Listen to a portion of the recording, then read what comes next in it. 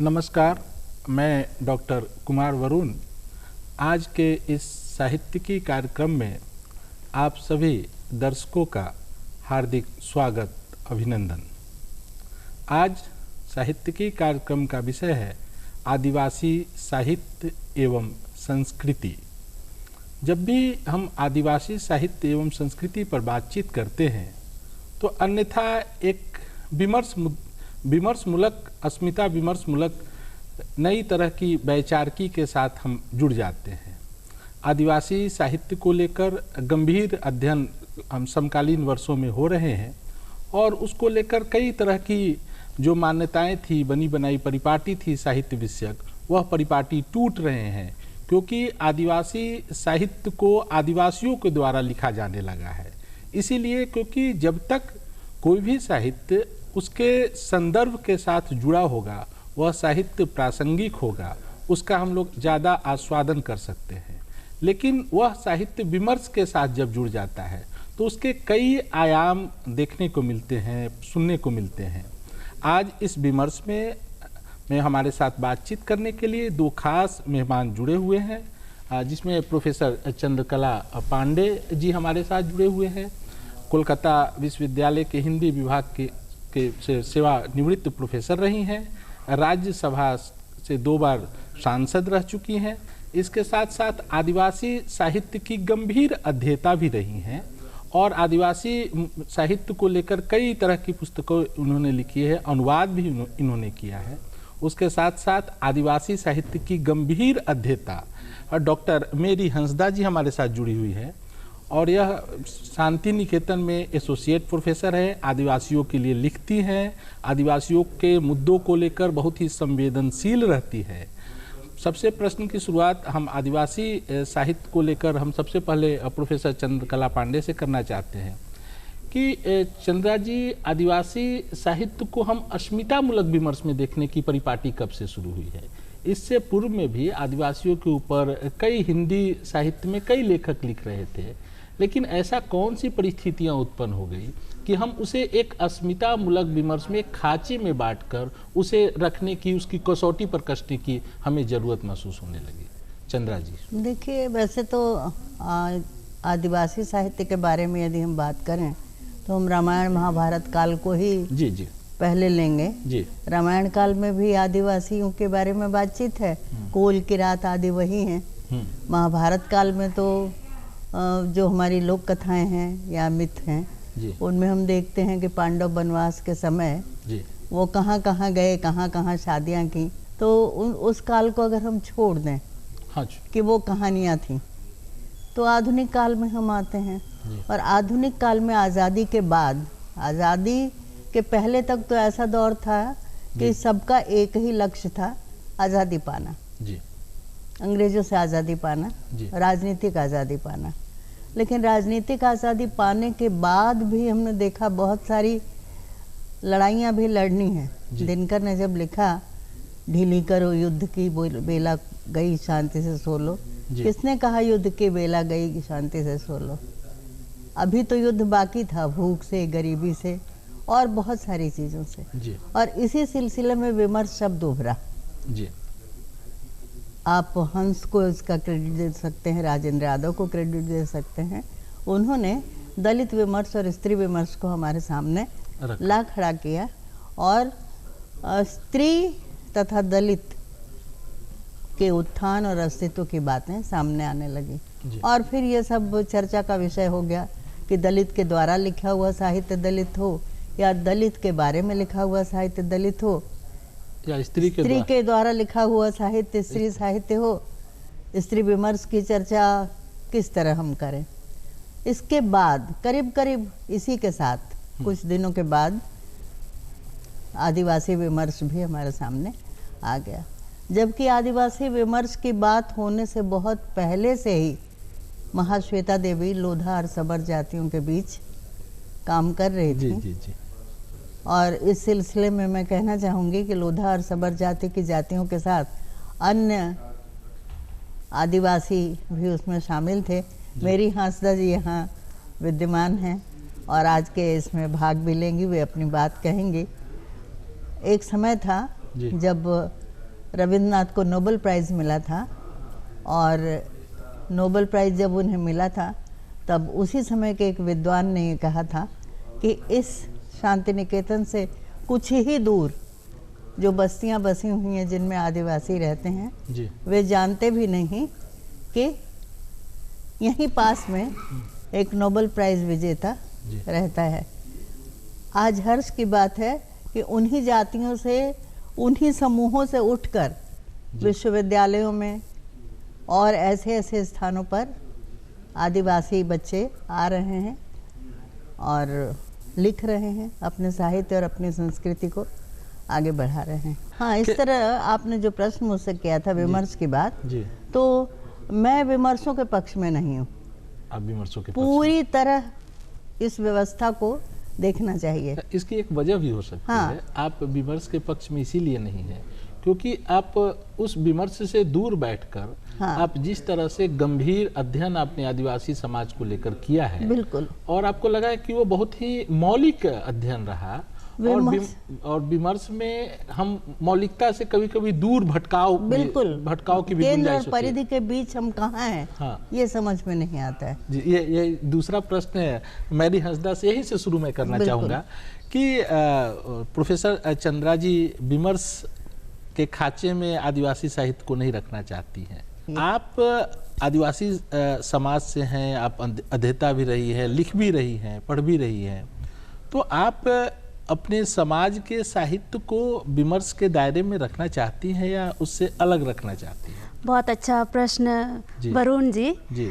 असल में आदिवासी समाज भी आदिवासी साहित्य को विमर्श के दायरे में समेटना नहीं चाहता है, क्योंकि आदिवासी साहित्य सिर्फ आदिवासियों का साहित्य नहीं है, यह प्रकृति से जुड़ा हुआ साहित्य है, यह मानवता से जुड़ा हुआ साहित्य है, यह संपूर्ण मानवता, संपूर्ण सृष्टि की रक्षा को जोर देता है।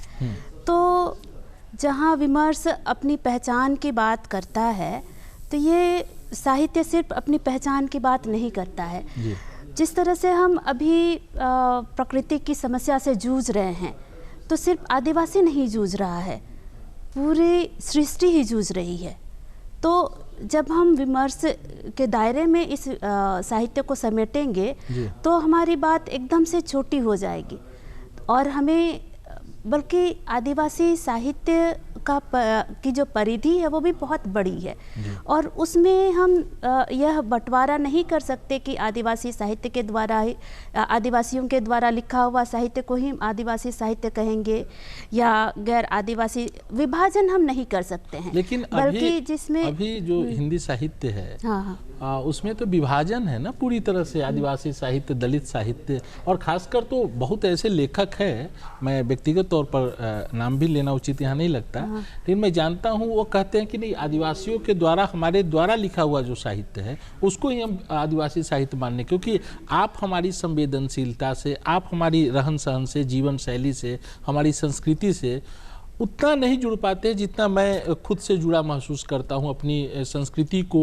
नए रूप में रेखांकित करने का एक उपक्रम हम साहित्य के माध्यम से रच रहे हैं। इसकी एक दो तीन बातें मैं करना चाहूँगा कि आदिवासियों के यहाँ जो नाम है, नाम की परंपरा, हम यदि आदिवासी समाज से दूर हटकर हम आदिवासियों के बारे में विश्लेषण कर रहे हैं और नई तरह की सृजन करना चाहते हैं, तो उनके नाम की जो मीनिंग है, उसकी जो पूरी प्रकृति है, उसका जो क्रोनोलॉजी है, वह हम नहीं समझ सकते हैं। हम आपकी समस्या को समझ सकते हैं, जिस प्रकृति समस्या की बात की, लेकिन उससे बड़ी एक समस्या है विस्थापन की समस्या, आदिवासी सांस्कृतिक समस्या, एक तो कल्चरल जो समस्या है, विस्थापन की भी समस्या है, विस्थापन की भी समस्या। हाँ बिल्कुल, ये बात आप सही कह रहे हैं वरुण जी कि देखिए आप, क्योंकि आदिवासी समाज गैर आदिवासी समाज से कटा हुआ रहता है या रहा है, तो ये तो बहुत सही बात आप कह रहे हैं कि एक समाज जो सदियों से मुख्य धारा से कटा हुआ हो तो बहुत सारी बातें मुख्य धारा के लोग नहीं जान पाते हैं, या ये स्वाभाविक सी बात है। लेकिन कुछ मुद्दों में मुझे ऐसा लगता है कि ये जो असल में आप जो बात कर रहे हैं कि ये विभाजन है, एक मुझे ऐसा लगता है कि ये विभाजन असल में आदिवासी विमर्श से पहले जो स्त्री विमर्श आया, दलित विमर्श आया, उन्होंने सहानुभूति की बात नहीं की, उन्होंने स्वानुभूति की बात की। लेकिन आदिवासी विमर्श को मैं इस दायरे से थोड़ा सा बाहर समझती हूँ और गैर आदिवासियों द्वारा लिखा हुआ साहित्य को भी मुझे लगता है कि आदिवासी साहित्य के दायरे में ही रखना चाहिए। जैसे महाश्वेता मैडम ने भी नाम लिया, महाश्वेता देवी हो या फिर रमणिका गुप्ता हो या अश्विनी कुमार पंकज हो जिन्होंने, या विनोद कुमार हो जिन्होंने बड़ा अच्छा उपन्यास दिया है, साहित्य दिया है, तो उनको भी, या फिर रणेंद्र हो, उनको हम आदिवासी साहित्यकार गिन सकते हैं। आदिवासी समाज से वो इतर हैं, लेकिन आदिवासी समस्याओं से रूबरू हुए हैं। हाँ, ये बात ज़रूर है कि आदिवासी संस्कृति को वे बहुत अच्छी तरह से शायद नहीं समझ पाए होंगे, तो हमारी समस्याओं को समझते हैं। जैसा कि मैरी कह रही है कि आदिवासी समस्याओं को समझकर भी आदिवासी साहित्य लिखा जा सकता है। बिल्कुल लिखा जा सकता है। इससे एक प्रश्न है कि आदिवासियों में भी, जो भी भारत एक विविधता भरा देश है, कई तरह की संस्कृतियाँ यहाँ पुष्पित और पल्लवित हो रही है, कई तरह की आदिवासी संस्कृति भी यहाँ एक साथ चल रही है। आप पूर्वोत्तर भारत के सभी राज्यों में लगभग आदिवासी समाज के बीच आप रही हैं, वहाँ काम किए हैं, उनके लिए काम किए, हिंदी भाषा के लिए आपने काम किया है।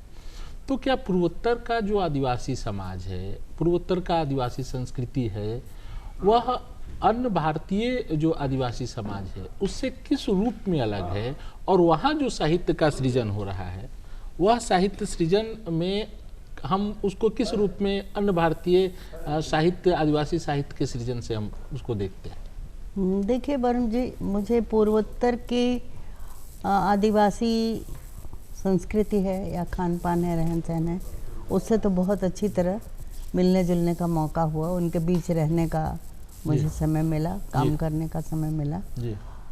उड़ीसा की आदिवासी जातियों के बीच भी मैं रही, काफ़ी दिन उनके साथ काम किया, कालाहांडी और कोरापुट में। मैं उड़ीसा से ही बात शुरू करती हूँ।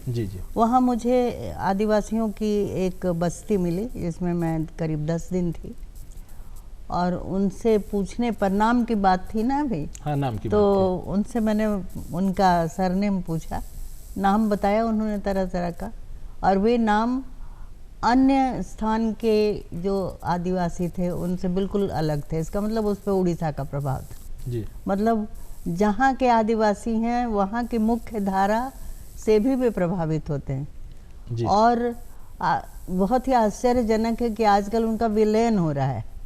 उनमें मिलजुल कर रहने की प्रवृत्ति थी, उनमें ग्राम देवता के पूजन की प्रवृत्ति थी, उनमें प्रकृति को बचाने की परंपरा थी, लेकिन वो उससे दूर होते जा रहे हैं।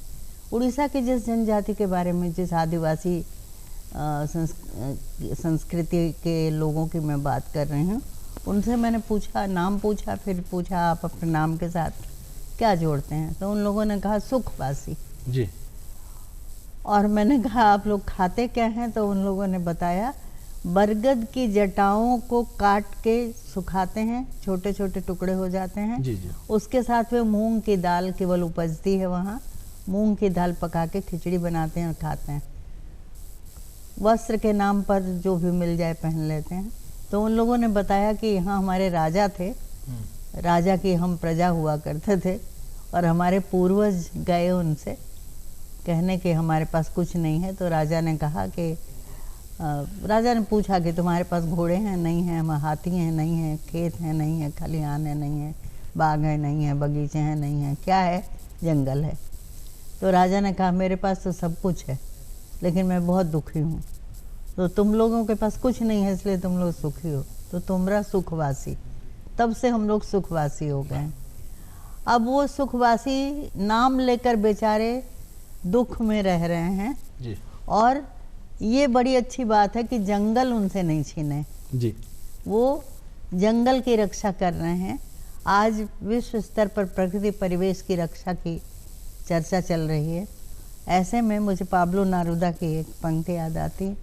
उन्होंने लिखा है, जिन्होंने अपने खून में उंगलियां नहीं डुबाई वे क्या लिखेंगे, लेकिन जिसने दूसरे के खून को बहते देखा है और उस पर मलहम लगाया है वे भी उनकी बात लिख सकते हैं।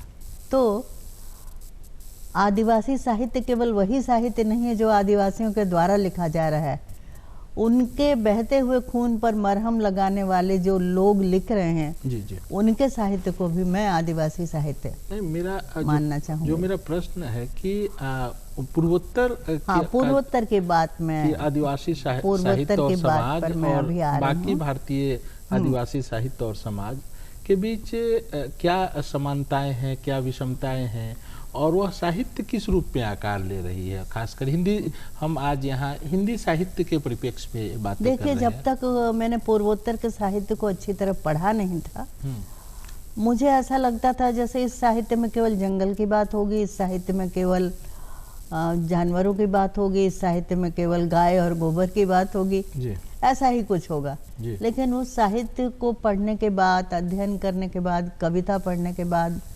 100 कविताएं करीब मिलन जमातिया जो के साथ मिलकर मैंने अनुवाद की जी। उन कविताओं में मुझे कुछ ऐसा मिला जो तुलसी में भी मिला, उन कविताओं में मुझे कुछ ऐसा मिला जो रविंद्रनाथ में मिला। तो क्या ये कवि पढ़ने गए थे उस साहित्य को? और अगर नहीं पढ़ा तो उनके अंतर्मन से जो ये बातें निकली हैं, निस्संदेह कहा जाएगा कवि तो कवि होता है, चाहे वो आदिवासी कवि हो या वाल्मीकि हो। नहीं, आप देखेंगे तो तेमसुला आओ की कविताओं में भी वो इंग्लिश में लिखती थी। बिल्कुल, उनका ट्रांसलेशन मैंने पढ़ा है। वो इंग्लिश में लिखती थी, और उनकी भी कविताओं में और जो पूरे वो नागालैंड की रहने वाली थी, और पूरे, लेकिन वो केंद्र में पूरे पूर्वोत्तर को लेकर लिख रही थी। केंद्र में पूरे पूर्वोत्तर को लेकर लिखा उन्होंने, और स्त्री की पीड़ा उसमें भी है, स्त्री की पीड़ा, जबकि वो मतलब मातृ सत्तात्मक सोसाइटी है जी। फिर भी वहाँ स्त्री की पीड़ा है। नहीं, यह जहाँ तक नागालैंड की बात है तो वो रहती थी मेघालय में, रहने वाली थी नागालैंड में, बाद में नागालैंड वहाँ मिजोरम चले गए। वहाँ नागालैंड का जो समाज है उसमें लगभग 17 मुख्य जनजातियां हैं और 13 अन्य जनजातियां हैं, गौण जनजातियां हैं। तो उसमें प्रतिशतात्मक और मातृसत्तात्मक दोनों तरह के समाज हैं, और मेघालय में मातृसत्तात्मक समाज है।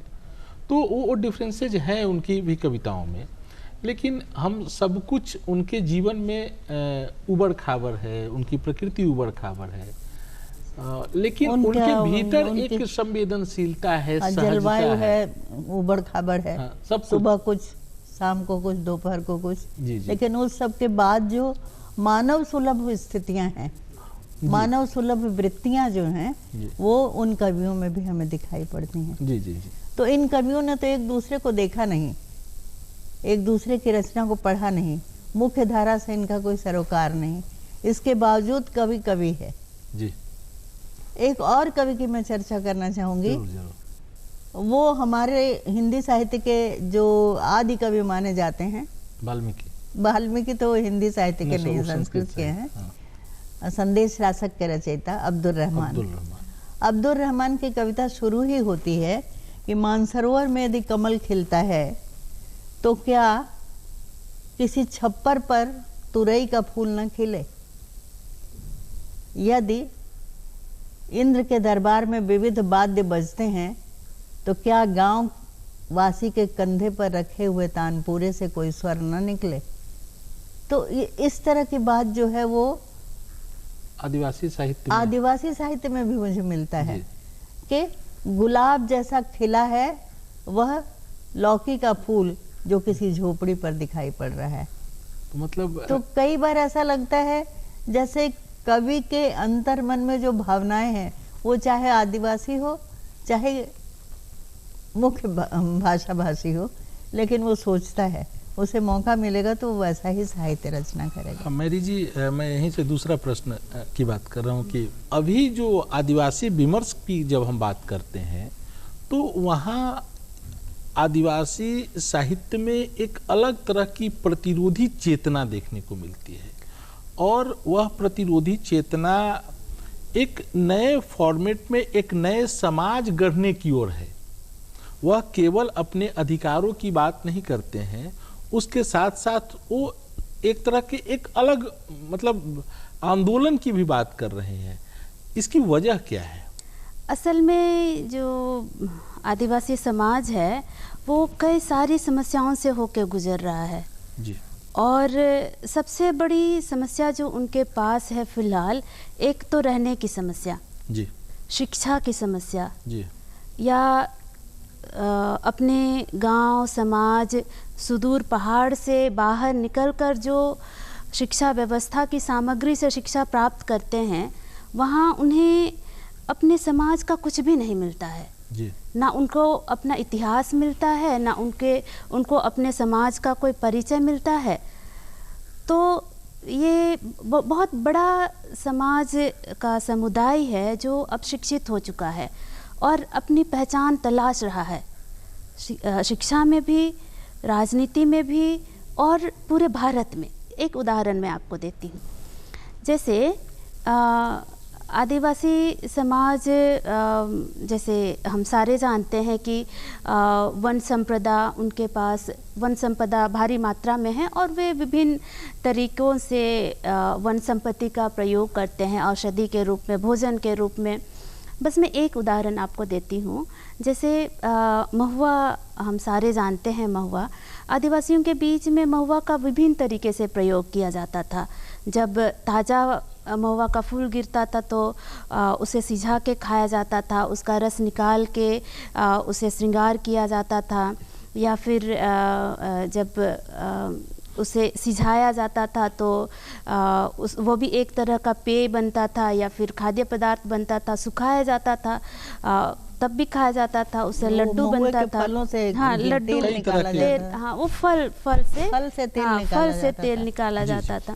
तो ये उनके भोजन की कमी को भी पूरा करता था। लेकिन अब क्या है, शराब बनाने के काम में आने लगा है। और भोजन, जिस तरह से हम जान रहे हैं कि आदिवासियों के बीच में या भारत के गांव में शिक्षा जाए ना जाए, प्रचार या विज्ञापन जरूर गया है। तो विज्ञापन के माध्यम से उनके यहाँ भी पहुँचा है कि बिस्किट है और ये है वो है। तो इस वजह से ये एक समस्या है, भोजन की समस्या। तो उनकी अपनी ही पहचान खत्म हो रही है। प्रोफेसर चंद्रा जी, आप एक आदिवासी साहित्य की अध्येता के तौर पे बिल्कुल उनके पूरे साहित्य के क्राफ्ट को किस रूप अभी में एक कवित्री करकट्टा शायद नाम है, जेसिटा करकट्टा, बहुत अच्छी कविताएं लिखती हैं। उनकी 4 लाइन की एक कविता मैंने सुनी कहीं कि वे हमें सभ्य बनाने में लगे हुए हैं, हम उन्हें इंसान बनाना चाहते हैं। वाह, बहुत अच्छी कविता है। तो वे हम सभ्य बना रहे हैं उन्हें, लेकिन वे सभ्य तो हो चुके हैं, हम में इंसानियत की कमी है। अब मिर्ज़ा गालिब जब लिखते हैं, गोया कि आसान है हर काम का आसान होना, जी। आदमी को ही मैसर नहीं इंसान होना। आज आदिवासी साहित्य में वही स्वर आ रहा है कि आप तो इंसान ही नहीं हैं, आप हमें मनुष्य क्या बनाएंगे। सही बात। और बिरसा मुंडा तो बहुत बड़ा आंदोलन कर चुके हैं, उस परंपरा में आज आंदोलन की जरूरत है। भाषा की दृष्टि से, विचार की दृष्टि से, और उन्हें और अधिक समृद्ध बनाने की ज़रूरत है। इंडिजिनस मेडिसिन को फिर से प्रयोग में लाने की ज़रूरत है। जब आदिवासी कह रहे हैं कि हमारे यहाँ इतनी वन संपदा है, तो सरकारी तौर पर उन्हें सुरक्षा मिलनी चाहिए कि उनके इस खान को, उनकी इस संपदा को राष्ट्रीय संपदा के रूप में बचाया जाए। विमर्श की बात करें अवश्य, लेकिन उनको समाज का एक अंग मानकर विमर्श मुख्य धारा में उन्हें लाने की कोशिश करें, न कि उनके अलग थलग उनकी एक पहचान बनाकर उन्हें छोड़ दें कि ये आदिवासी हैं और वे निरंतर आदिवासी रहेंगे। उनकी उन्नति की हम चेष्टा करते रहेंगे, सच्चे अर्थों में हाथ बढ़ाएं और आदिवासियों को मुख्य धारा में लाएं।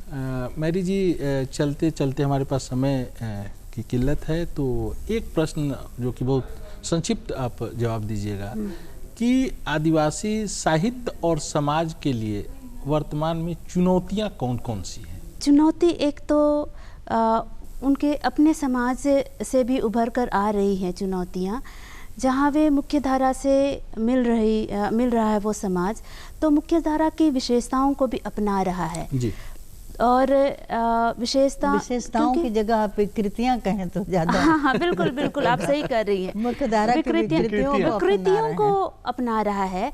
और असल में मुख्यधारा की जो मुख्यधारा से भी वो पूर्णतः परिचित नहीं है, तो उसे ये भी पता नहीं है कि हाँ मुख्यधारा की ये विकृति है या ये विशेषता है, तो वे अपना रहे हैं। अपनाने के बाद उन्हें पता चल रहा है कि इसे हमें अपनाना चाहिए था या नहीं अपनाना चाहिए था। तो ये एक बड़ी चुनौती है कि वो किस तरह से मुख्यधारा से मिले, मुख्यधारा को अपनाए। दूसरी बात यह है कि भाषा का भी संकट है कि वह जब स्कूल आता है तो शिक्षा के समय किस भाषा में पढ़ रहा है, वो एक भाषा से उभर कर आ रहा है और दूसरी भाषा को अपनाता है। फिर जब हायर एजुकेशन में जाता है तो उस समय और एक चुनौती है कि वो तीसरी भाषा को सीखे। तो इस तरह से ये और एक चुनौती है। जब वो लिखने पढ़ने बैठता है तो उस समय सामग्री की